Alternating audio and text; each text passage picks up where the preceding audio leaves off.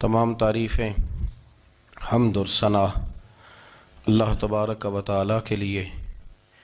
درود و سلام نبی اکرم نور مجسم شفیع معظم احمد مجتبیٰ جناب حضرت محمد مصطفیٰ صلی اللہ تعالی علیہ وسلم کی ذات والا صفات کے لیے حمد و صلات کے بعد بھائی ہوتے ہیں نا، آپ کے خدمت گزار ہوتے ہیں، آپ کے ساتھ اٹیچ ہوتے ہیں، ان کے اگر اوپر غربت آتی ہے، پریشانی آتی ہے، آزمائش آتی ہے، تکلیف آتی ہے، تو وہ ان کا ذاتی معاملہ نہیں۔ میرے نبی پاک نے اسے ذاتی معاملہ نہیں کہا۔ حضرت ربیہ بن کعب کی وہ حدیث تو سارے لوگ سناتے ہیں کہ وضو کرایا کرتے تھے تو نبی پاک نے فرمایا کچھ مانگ لے۔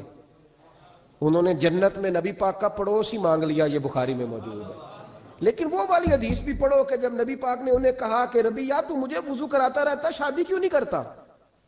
حضور نے نہیں فرمایا کہ اس کا ذاتی معاملہ ہے، میں شادی کراؤں گا، میں اس کام میں کیوں آؤں گا، شادی کیوں نہیں کرتا؟ عرض کی حضور کوئی کاروبار نہیں، کوئی معاملہ نہیں، کوئی رنگ روپ نہیں، اور آپ کی خدمت سے بھی رک جاؤں گا۔ کہتے ہیں حضور خاموش ہو گئے۔ اگلے دن پھر پوچھا نکاح کیوں نہیں کرتے؟ میں نے کہا حضور نہ کاروبار ہے، نہ گھر ہے، نہ مکان ہے، نہ رنگ روپ ہے، کون رشتہ دے گا؟ جب میں یہ کہہ کے باہر نکلا نا، حضور خاموش ہو گئے، تو میرے دل میں خیال آیا ربیہ تو بحث کیوں کرتا ہے اور ان کو بتاتا ہے جنہیں اللہ نے سارا کچھ ہی عطا فرمایا ہوا ہے۔ حضور کہتے ہیں شادی کیوں نہیں کرتا؟ تو چپ کر کے کہہ دے محبوبہ جیسے دل کرتا ہے ویسے کر دے، تو آگے سے دلیلیں دیتا پھرتا ہے۔ یہ بھی کو بات ہوئی۔ فرماتے ہیں اگلے دن میں نے ارادہ کر لیا، حضور نے اگر آج کہا تو کہہ دینا یا رسول اللہ جیسے دل ہو کرے۔ میں نے وضو کرایا، میرا خیال تھا حضور یہاں روک کے کہیں گے، یہاں روک کے کہیں گے، پر حضور نے آج بات ہی کوئی نہ کی۔ میں دیر تک سوچتا رہا یہاں کہیں گے، یہاں کہیں گے، پر آج حضور نے بات ہی نہ کی۔ میں پچھتا رہا تھا کہ 2 دن موقع ملا، میں نے ضائع کر دیا۔ فرماتے ہیں وضو پورا کرا کے جب میں باہر نکلا، دروازے تک پہنچا تو محبوب نے آواز دی، بات سن۔ میں ٹھہر گیا، فرمایا شادی کیوں نہیں کرتے؟ کہتے ہیں میرا تو دل پھولوں کی طرح کھل اٹھا۔ میں نے کہا یا رسول اللہ جیسے دل کرتا ہے کرا دے۔ نبی پاک علیہ الصلوۃ والسلام نے فرمایا فلاں قبیلے کے سردار کے پاس جاؤ، اسے کہا اپنی بیٹی کا نکاح تیرے ساتھ کر دے۔ کہتے میں گیا، تھوڑی دیر کے لیے توقف کیا انہوں نے، لیکن پھر وہ راضی ہو گئے۔ میں واپس آیا، سنو یہ جی اس کا ذاتی معاملہ ہے، لیکن نبی پاک نے دیکھا کہ اس کو ضرورت ہے میری، اس کا نکاح نہیں ہو رہا، گھر نہیں آباد ہو رہا، تو حضور نے پورا کردار ادا کیا۔ میرے محبوب کریم علیہ الصلوۃ والسلام نے حضرت حارثہ بن نعمان کو بلایا، فرمایا تیرا ایک مکان خالی ہے؟ کہ یا رسول اللہ ہاں۔ فرمایا یہ میرے ربیہ کو دے دے، اس میں رہا کرے گا، دلہن کو لائے گا۔ حضرت بریدہ اسلمی کو بلایا، فرمایا ایک کھجور کی گٹھلی کے برابر سونا چاہیے۔ یا رسول اللہ کس لیے؟ فرمایا میرے اس غلام نے اپنی بیوی کو حق مہر دینا ہے۔ حضرت سیدنا عثمان غنی کو بلایا، تیسرے صحابی، فرمایا ایک مینڈے کا بندوبست تو نے کر کے دینا ہے۔ حضور کس لیے؟ فرمایا میں نے اپنے غلام کا ولیمہ کرنا ہے، بکرے کا بندوبست کر۔ ساری تیاریاں کر کے دیں۔ حضرت ربیہ کہتے ہیں جب میں دلہن بیاہ کے گھر لایا تو میرے دوست یار رشتہ دار مبارک دینے آئے، کہنے لگے تیری کیا بات ہے، شادی بھی اعلیٰ خاندان، ولیمہ بھی، اور کھجور کی گٹھلی کے برابر حق مہر بھی۔ تو حضرت ربیہ رو پڑے۔ فرمایا رضی اللہ تعالیٰ عنہ کے جو والد تھے نا حضرت عبداللہ بن عمر رضی اللہ تعالیٰ عنہ، وہ اعلیٰ ترین احد کے شہید ہیں کہ نبی پاک فرماتے ہیں رب کریم نے خود ان سے گفتگو فرمائی ہے، خود ان سے گفتگو کی اللہ تبارک و تعالیٰ نے۔ حضرت جابر بن عبداللہ کے والد عبداللہ بن عمر احد میں شہید ہو گئے تھے، 6 یا 10 بہنیں تھیں ان کی، قرضے چڑھ گئے، کاروبار میں نقصان ہو گیا۔ ضروری نہیں کہ کوئی آدمی دھوکے بازی ہو تو وہ مقروض ہوتا ہے، یہ ضروری نہیں۔ تلک الایام نداولھا بین الناس، اللہ لوگوں کے دن پھیرتا ہے، حالات تبدیل کرتا ہے۔ اب صحابی پہ کچھ شک کر سکتا ہے؟ لیکن حضرت جابر کہتے ہیں اتنا قرضہ چڑھ گیا کہ ایک بال میرا قرضے میں ڈوب گیا۔ قرضے بڑے دینے تھے، مقروض آتے، تنگ کرتے۔ خود نبی کریم علیہ السلام نے فرمایا ہے کہ جو مقروض ہوتا ہے وہ قیدی ہوتا ہے، جب تک قرض دے نہیں لیتا اتنی دیر تک وہ آزاد نہیں ہوتا۔ حضرت جابر ابن عبداللہ کہتے ہیں میرے باغ میں کھجوریں پکی تھیں، یہ بخاری میں بھی ہے، کنز المال میں بھی ہے، ابن کثیر میں بھی ہے، امام حلبی نے سیرت حلبیہ میں بھی لکھا ہے، 20 درجنوں کتابوں میں آپ کو روایت ملے گی۔ فرمانے لگے کھجوریں جب میری پک کے تیار ہو رہی تھی تو مقروض جب پیسے لینے آتے تو میں کہتا قرضے، یہ کھجوریں پکتی ہیں تو دیتا ہوں۔ یہ ہم پنجاب کے لوگ کیا کہا کرتے تھے، ہاڑی سونی، جی یہاں چاول کی فصل پہ، یہاں گندم کے. ہم نے تو کپڑے لیے ہوتے تھے ادھار دکانوں سے کہ فصل پکتی ہے تو پھر دے دیتے ہیں. کہ کھجوریں پکتی ہیں تو دیتا ہوں. فرماتے پتہ مجھے بھی تھا کھجوریں زیادہ تھوڑی ہیں اور جن کے پیسے دینے ہیں وہ پیسے. فرماتے ہیں کھجوریں پک گئیں، اتاری تو یہ تو 11 گنا بھی اور ہوں تب بھی قرضہ نہیں اترتا. کہتے ہیں میں نے دوستوں سے، یاروں سے، رشتہ داروں سے، وہ جو کہتے ہیں نہیں کوئی حکم ہوا تو بتانا، پھر جس دن بندہ حکم بتاتا ہے اس دن کہتے ہیں آج سویرے ہی بچہ پیسے لے گیا ہے. یہ تو 2 گھنٹے پہلے بتاتا تو تیرا کام. ہنس رہے ہیں آپ بیچ بیچ میں سے. 2 گھنٹے بعد لیٹ ہیں آپ، بلکہ کئی تو پونے گھنٹے کا ٹائم دیتے ہیں. کہتے ہیں پونا گھنٹہ پہلے تو آ جاتا تو تیرا کام بس. اور جب بھی آپ فون کرو اسے اگلی دفعہ کریں تو پھر شاید آدھے گھنٹے کا ٹائم دے دیں کہ آدھا گھنٹہ ہو گیا تو لیٹ ہو گیا، ورنہ کام بالکل تیار تھا. اور ہمارے زمانے میں تو دوستی قائم رکھنی ہے تو صرف اس سے رہ سکتی ہے جسے آپ کام نہ بتائیں. حالانکہ اس دوست کا کیا مطلب؟ دنیا تے جو کام نہ آیا اوکھے سوکھے ویلے، اس بے فیضے سنگی کو لو بہتر یار اکیلے.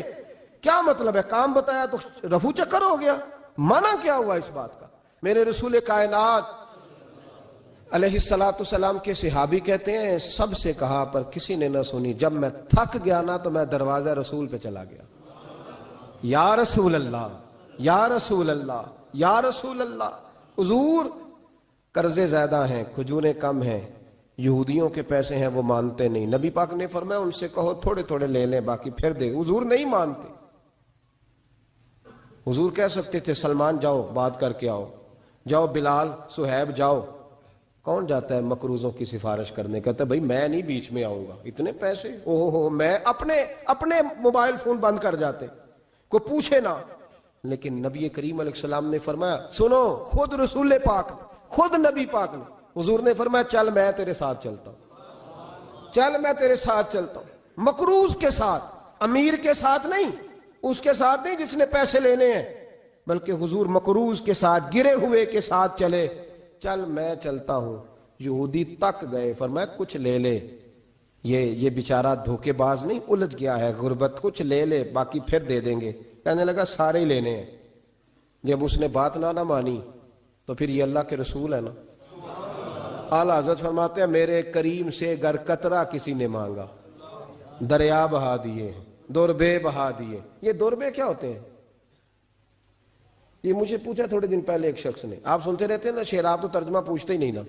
کبھی پوچھ لیا کریں کہ اس کا معنی کیا ہے، کبھی پرچی لکھ لیا کریں تاکہ کوئی جب آپ سے پوچھے تو یہ دربے کیا ہے. لفظ دربے ہے ہی نہیں اصل میں. اعلیٰ حضرت کو پڑھتے نہیں نا لوگ تو انہیں پتہ ہی نہیں وہ بات کتنی اعلیٰ. یہ لفظ دربے نہیں ہے. اعلیٰ حضرت کہتے ہیں میرے کریم سے گر قطرہ کسی نے مانگا دریا بہا دیے ہیں، در بے بہا دیے ہیں. در علیحدہ ہے اور بے بہا.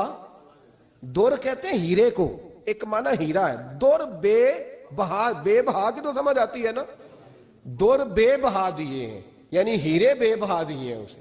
اب سمجھ آئیے بات کی. دریا بہا دیے ہیں، در بے بہا دیے ہیں، یہ معنی ہے شعر کا. تو جب وہ نانا مانا یہودی تو نبی کریم علیہ السلام فرمانے لگے نہیں تو پھر پورے ہی لینے ہیں. کہنے لگا جی پورے ہی لینے ہیں. حضور فرمانے لگے کل آ جانا سارے دے دیں گے، پورے پیسے تیرے ملیں گے تو آ جانا. حضرت جابر ابن عبداللہ کو حضور نے فرمایا کھجوریں اتار کے نا تو اپنے باغ میں ڈھیر لگا اور میں آیا. حضرت عمر حدیث کے راوی ہیں، فرماتے ہیں بس رسول پاک چل پڑے. حضور نے کندھے پہ رومال رکھا، حضور چل پڑے. کوئی چٹائی نہیں بچھائی، حضرت جابر کہتے ہیں کوئی صوفہ نہیں رکھا، کوئی پھولوں کے ہار نہیں. حضور آئے، 2-3 چکر میرے باغ کے لگائے اور کھجوروں کے ڈھیر کے پاس بیٹھ گئے. فرمایا بلا جس کے پیسے دینے، بلا، اب تنگی یہ داماں پہ نہ جا اور بھی کچھ مانگ، بلا. فرماتے بندے کو بلایا. حضور نے فرمایا کتنے پیسے؟ حضور اتنے درہم دینار ہے. فرمایا کھجوریں تولتا جا اور دیتا جا. فرماتے ہیں میں دیتا گیا. میں نے کہا حضور اس کے پیسے پورے ہو گئے. حضور مسکرا کے فرمانے لگے چل 4-5 کلو کھجوریں اضافی دے دے، کوئی حرج نہیں. کہتے ہیں وہ بھی دے دی. حضور نے فرمایا بلا دوسرے کو. فرمایا اس کو بھی بلایا. تولتا گیا، دیتا گیا. حضور پورے ہو گئے. نبی کریم علیہ السلام نے فرمایا چل 4-5 کلو کھجوریں زیادہ دے دے. کہتے ہیں قرضے بھی دے دیے، 5-5 کلو کھجوریں بھی زیادہ دے دی. محبوب اٹھے، کچی زمین پہ بیٹھے تھے. حضور نے لباس مبارک کو جھاڑا، رومال کندھے پہ رکھا. فرمایا میں مسجد جا رہا ہوں، وہاں آ کے مجھے خبر دینا، وہاں آ کے مجھے بتلانا کہ جب میں آیا تھا تب کھجوریں زیادہ تھی کہ جب واپس گیا ہوں تب زیادہ ہے. وہاں مجھے آ کے اطلاع دینی ہے, بتانا ہے مجھے وہاں آ کے, میں جا رہا ہوں مجھے بتانا ذرا وہاں آ کے. حضرت جابر ابن عبداللہ کہتے ہیں میں نے کھجوریں تولی, میں تھک گیا, ڈھیر تو چھوٹا تھا پر وزن ہی بڑا نکلا. کہتے ہیں میں تھک گیا, جتنی دی تھی نا اس سے زیادہ تول کے باقی پڑی رہنے دی. میں مسجد میں گیا, ذرا لفظ سننا حدیث کے, کہتے ہیں مسجد میں گیا, جا کے عرض کی یا رسول اللہ میں تول آیا ہوں. جب آپ آئے تھے تھوڑی تھی اور جب واپس آئے ہیں تو کئی گنا بڑھ گئی ہیں. حضور نے پتہ کیا فرمایا؟ فرمایا یہ بات نا جو تو نے مجھے بتائی ہے یہ بات ذرا میرے عمر فاروق کو بھی بتا, عمر بڑا راضی ہوگا. عمر کو بھی بتلا یہ بات. گویا نبی پاک کے معجزات کی, فضائل کی, شمائل کی باتیں جب بتائی جاتی تھیں صحابہ کے دل ٹھنڈے ہوتے تھے. عمر کو بھی بتا, عمر راضی ہوں گے. جناب جابر ابن عبداللہ رضی اللہ تعالیٰ عنہ فرماتے میں حضرت عمر کے پاس گیا, میں نے کہا عمر میری یہ رائے تھی کہ جتنی میری کھجوریں ہیں 11 گنا اور بھی اتنی ہو تو پھر بھی قرضہ نہیں اترتا, لیکن سارے قرضے بھی اترے, 5-5 کلو کھجوریں بھی زیادہ دے دی اور پہلے سے زیادہ کھجوریں پڑی ہیں. تو کہتے ہیں حضرت عمر کی آنکھیں روشن ہو گئیں, چہرہ مسکرانے لگا, کہنے لگا تو اب بتا رہا ہے نا, اب واپس آ کے رزلٹ سنا رہا ہے, تو صحابہ سے پوچھ لے جب نبی کریم گئے تھے تو میں نے اسی وقت کہا تھا. حضور کے جاتے ہی میں نے کہا تھا اب دیکھنا رب کریم جابر بن عبداللہ پر ساری ہی رحمتیں نازل فرما دے, اللہ ہر قسم کا کرم فرمائے گا, خیر ہی خیر ہو جائے گی. دیکھ لے میں نے پہلے بتلا دیا. میرے نبی پاک سلام چھوٹی چھوٹی باتوں کا خیال رکھ, چھوٹی چھوٹی چیزوں پر توجہ دیتے, خیال کرتے کس کو کس وقت کس چیز کی کہاں حاجت ہے, اس کی وہ حاجت پوری کی جاتی, اس کا دھیان رکھا جاتا. حضرت جابر خود فرماتے, یہ مسلم کے لفظ ہے, فرماتے ایک دفعہ میں حضور کے ساتھ جہاد پہ گیا تھا, میرا اونٹ کمزور تھا, میں پیچھے رہ گیا. ہمارے یہاں شرط لگتی ہے نا, اللہ تعالیٰ خیر فرمائے, ایک بھائی گاڑی خریدتا ہے پھر دوسرا چاہے زیور بیچے اس نے بھی خریدنی ہوتی ہے ورنہ گھر میں گھسنے کی اجازت نہیں ملتی. بہت سارے خرچے, یہ جو جوائنٹ فیملی سسٹم ہے نا, اکٹھے جہاں بھائی رہتے ہیں 3 4 5 6, اس کے بہت سارے خرچے ضد کی وجہ سے بڑھ جاتے ہیں. اس نے کیا ہے تو لہذا میں نے بھی, ہوتا ہے نا جی ایسے. تو پھر اس ضد میں کوئی پیچھے پلٹ کے نہیں دیکھتا کہ چلو جو پیچھے رہ گیا اس کا بھی ہاتھ پکڑے ساتھ آ جائے, دوڑتے رہتے ہیں. اس میں بیچارے کئی تھک جاتے ہیں, کئیوں کے پیر دوڑ دوڑ کے سوج جاتے ہیں, بڑے مسئلے بنتے ہیں, لیکن پیچھے پلٹنے کو کوئی تیار ہے؟ اس دوڑ نے ہمیں تھکا کے رکھ دیا. مسلم میں ہے, جناب جابر ابن عبداللہ کہتے ہیں حضور کے ساتھ میں جہاد پہ گیا, واپس آ رہا تھا, میرا اونٹ کمزور تھا, بوڑھا تھا, بیمار تھا, سب لوگ آگے گزر گئے, میں پیچھے رہ گیا. کچھ میں پریشان رہتا تھا غربت سے, تو میں مایوس بھی تھا, ذرا پیچھے رہ گیا, پریشان تھا. فرماتے ہیں نبی پاک نے نا 2-3 دفعہ پلٹ کے دیکھا, ادھر دیکھو. میں نے اپنی زندگی میں بڑے لوگ دیکھے ہیں, وہ امیروں میں چلے گئے, پیچھے پلٹ کے انہوں نے غریبوں کو کبھی نہیں دیکھا. کہ وہ ایک دوست ہوتا تھا ہمارا جو ماڑا ہے, غریب ہے, پلٹ کے نہیں دیکھا. کہتے ہیں نبی کریم علیہ الصلوۃ والسلام نا آگے گئے, سب سے آگے. حضور نے 2 4 5 دفعہ نا پیچھے پلٹ کے دیکھا. جابر ابن عبداللہ کہتے ہیں جب میں نظر نہ آیا تو میرے محبوب کا انداز کریمانہ دیکھیں, حضور اعلانیہ فرمانے لگے, بھئی مجھے جابر نہیں نظر آ رہا.